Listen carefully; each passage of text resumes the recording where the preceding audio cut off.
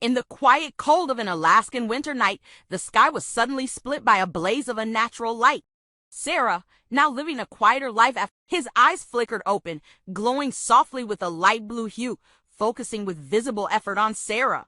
He spoke in a series of soft, musical tones that were clearly a language, though not one Sarah could decipher. "No need to try and talk," Sarah said. "I'm going to get you out of here."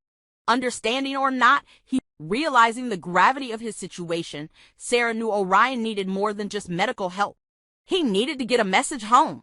She rigged up an old radio transmitter, hoping it might catch some frequency his people used.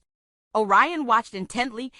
Sarah decided they would head deeper into the wilderness to an old hunter's cabin she knew about. It was isolated, off the grid, and would offer them a temporary haven. As they drove through the winding forest roads, Orion's anxiety was palpable.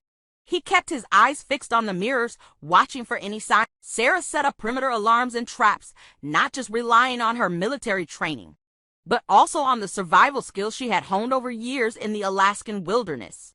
Orion, meanwhile, constructed a rudimentary communication device from parts he had salvaged from his ship's wreckage that he had insisted on bringing along.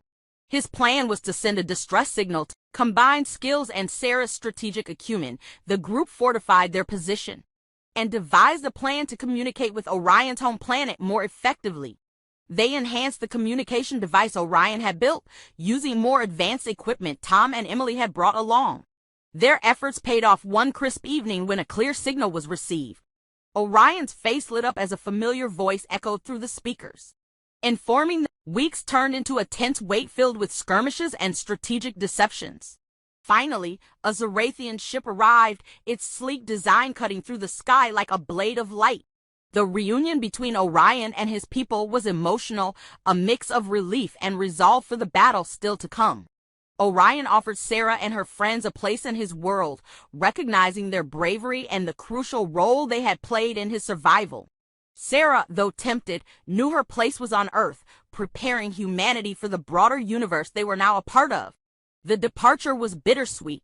As the Zarathian